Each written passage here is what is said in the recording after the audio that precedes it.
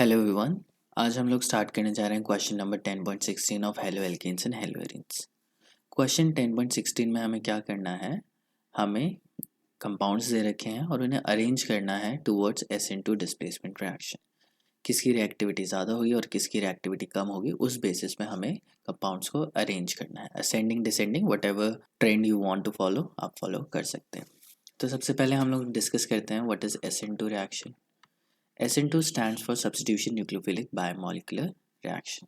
मतलब nucleophilic substitution है। For example मेरे पास RH है, उसमें कोई न्यूक्लियोफाइल डालूंगा तो ये न्यूक्लियोफाइल दूसरे न्यूक्लियोफाइल को, मतलब दूसरे लिविंग ग्रुप को रिमूव कर देगा, सब्सटीट्यूट कर देगा, RNU प्लस X नेगेटिव। देखिए नेगेटिव जिस भी पार्ट के पास होता है, चाहे एटम हो या ग्रुप ऑफ एटम्स हो, तो उसको हम लोग न्यूक्लियोफाइल बोलेंगे। तो एक न्यूक्लियोफाइल जब दूसरे न्यूक्लियोफाइल को रिप्लेस करता है तब हम इसे बोलते हैं न्यूक्लियोफिलिक सब्स्टिट्यूशन रिएक्शन। सब्स्टिट्यूट का मतलब क्या होता है, एक चीज़ को दूसरी चीज़ से रिप्लेस कर देना। So this is an example of substitution reaction. और सब्स्टिट्यूशन रिएक्शन में दो तरीके की होती है, एक न्यूक्लियोफिलिक, एक इलेक्ट्रोफिलिक। जब न्यूक्लियोफाइल दूसरे न्यूक्लियोफाइल को रिप्लेस करता है तो न्यूक्लियोफिलिक सब्स्टिट्यूशन रिएक्शन, अगर इलेक्ट्रोफाइल रिप्लेस कर रहा है तो इलेक्ट्रोफिलिक सब्स्टिट्यूशन रिएक्शन। अब ये जो रिएक्शन होती है ना, ये दो तरीके से होती है, एक होती है SN1 और एक होती है SN2। अब कब SN1 होती है, कब SN2 होती है, ये हमें देखना पड़ता है। तो अगर हम लोग सबसे पहले SN2 की बात करें तो SN2 करने के लिए हमें एक इम्पॉर्टेंट क्राइटेरिया याद रखना होता है कि attack of nucleophile occurs from the backside of leaving group। ठीक है, तो अटैक होगा बैक साइड से, होगा लिविंग ग्रुप के। लेकिन लिविंग ग्रुप क्या है मैंने तो बताया नहीं। तो लिविंग ग्रुप है जो अटैक कर रहा है, उसे हम लोग बोलते हैं अटैकिंग ग्रुप। मतलब ये न्यूक्लियोफाइल जो अटैक करने जा रहा है वो अटैकिंग ग्रुप है, और जो निकलने वाला है, जो लीव करने वाला है, उसे हम लोग बोलते हैं LG लीविंग ग्रुप। तो जब भी न्यूक्लियोफाइल अटैक करेगा वो पीछे से अटैक करेगा लीविंग ग्रुप के। ठीक है, मैं एग्जांपल लेता हूँ, जैसे CH3 है, एक हाइड्रोजन आगे की साइड पे और एक हाइड्रोजन पीछे की साइड पे, और इसके साथ क्लोरीन लगा है, कोई भी हेलोजन लगा है, और यहाँ पे OH अटैक कर रहा है। अब OH अटैक करे तो OH हो गया अटैकिंग ग्रुप, Cl यहाँ से निकलेगा तो उसे लीविंग ग्रुप बोलेंगे। अब जब OH अटैक करेगा ना तो वो कार्बन की बैक साइड पे अटैक करेगा, बैक साइड जहाँ से क्लोरीन रिलीज होने वाली हुई है।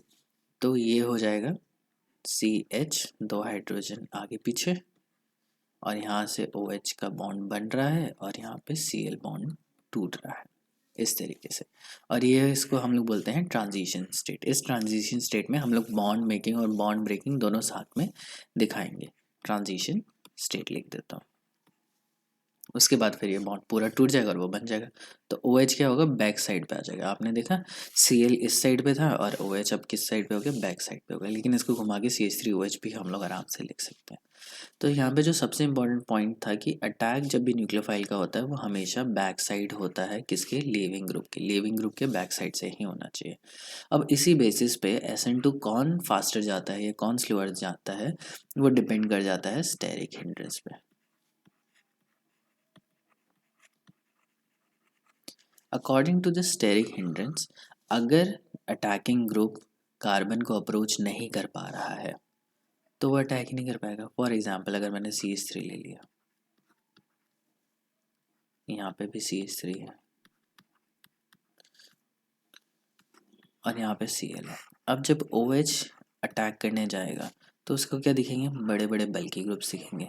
अब ये जो बड़े बड़े बल्की ग्रुप्स हैं, ये OH को यहाँ पे कार्बन के पीछे अप्रोच करने नहीं देंगे, क्योंकि स्टेरिक हिंड्रेंस है। अप्रोच ही नहीं कर पाएगा तो Cl निकलेगा कैसे, बॉन्ड ब्रेकिंग और बॉन्ड मेकिंग कैसे होगी एक साथ, नहीं होगी। और नहीं होने की वजह से इसलिए यहाँ पे नहीं हो पाएगा।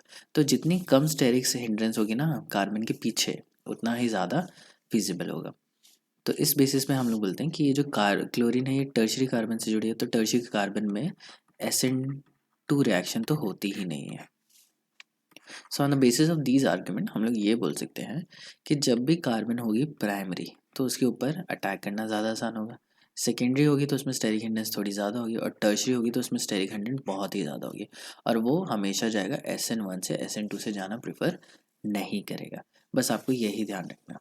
अब अगर मेरे पास ऑप्शन आ गया कि दो प्राइमरी हैं, तो उसमें मुझे देखना है कि जो जिस कार्बन पे लीविंग ग्रुप जुड़ा हुआ है वो कितना ज़्यादा स्टेरिकली हिंडर्ड है। बस इसी को देख के मुझे पता चल जाएगा कि रिएक्शन होने वाली है या नहीं होने वाली। अब इस क्वेश्चन को हम लोग लेते हैं 1,2-bromo-2-methyl-butane, 1 bromopentane एंड 2 bromopen। तो फर्स्ट इज 2 bromo-2-methyl-butane, तो CH3 C, इस पे ब्रोमीन भी लगा हुआ है, इस पे मिथाइल भी लगा हुआ है और ब्यूटेन है ये। तो ये हमारा ए कंपाउंड हो गया। उसके बाद क्या था, 1 bromopentane,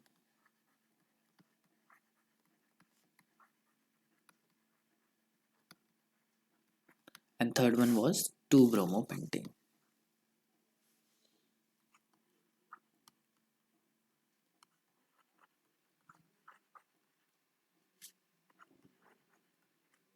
अगर हमें देखना है कि कौन फास्टर जाएगा और कौन स्लोअर जाएगा तो कैसे देखेंगे, बस हमें पता होना चाहिए कि SN2 क्या ऑर्डर फॉलो करता है। प्राइमरी सबसे जल्दी जाएगा, फिर सेकेंडरी एंड देन टर्शरी। अगर प्राइमरी में दो ऑप्शन आते हैं, सेकेंडरी में दो ऑप्शन आते हैं, तो हमें स्टेरिक हिंड्रेंस देखनी पड़ेगी कि लिविंग ग्रुप जिस कार्बन पर अटैच्ड है वो कितना ज़्यादा स्टेरिकली हिंडर्ड है। फर्स्ट क्वेश्चन तो आसान है क्योंकि ये कार्बन जो ब्रोमीन अटैच्ड है जिस कार्बन से, उसके ऊपर 3 एल्काइल ग्रुप हो रहे हैं, तो ये टर्शरी कार्बन। ये जो ब्रोमीन है जिस कार्बन से लगा है उसके साथ एक एल्काइल ग्रुप है, तो ये प्राइमरी कार्बन है। और इधर जो ब्रोमीन कार्बन से अटैच्ड है इसके पास 2 एल्काइल ग्रुप है, तो सेकेंडरी। तो ऑब्वियसली हम लोग बता सकते हैं कि सबसे ज़्यादा किसका होगा, बी का जो रेट ऑफ रिएक्शन होगा वो सबसे ज़्यादा होगा, देन सी एंड देन ए।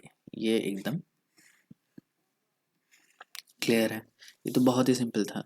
अब हम लोग नेक्स्ट देखते हैं। Next is 1 bromo-3-methyl-butane। पहले मैं बना के की कोशिश करता हूँ।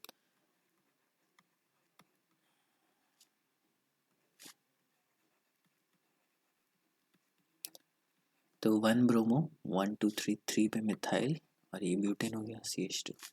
तो ये हमारा है कंपाउंड ए। 2 bromo-2-methyl-butane तो पहले ही बनाया था।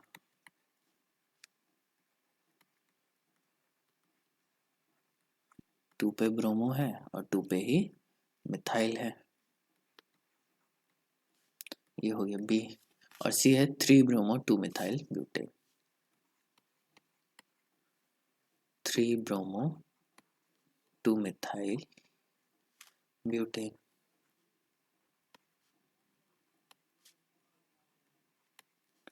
ठीक है, तो सबसे पहले तो हम लोग देखेंगे प्राइमरी सेकेंडरी टर्शरी कौन है।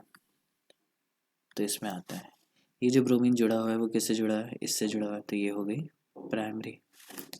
ये ब्रोमीन जुड़ा हुआ है टर्शरी से और ये जुड़ा हुआ है सेकेंडरी से, तो इसमें तो कोई प्रॉब्लम वाली बात ही नहीं है। हमें पता है SN2 जब करते हैं तो प्राइमरी का रेट ऑफ रिएक्शन ज़्यादा होता है देन सेकेंडरी एंड देन। तो अब इसमें हम क्या लिखेंगे, सबसे ज़्यादा रेट ऑफ रिएक्शन किसका होगा, ए का, देन सी का एंड देन बी का। ये क्वेश्चन भी बहुत ही ज़्यादा सिंपल था। Let's move to the last question जो है 1 bromo-butane। ठीक है, अब यहाँ पे इंटरेस्टिंग बात ये आती है कि यहाँ पे हमें देखना है स्टेरिक हिंड्रेंस। स्टेरिक हिंड्रेंस क्यों देखना है, पहले तो हम लोग देखते हैं प्राइमरी सेकेंडरी। तो ये कंपाउंड क्या है, प्राइमरी, क्योंकि कार्बन क्या है, एक ही एल्काइल ग्रुप से जुड़ी है। ये भी क्या है, प्राइमरी।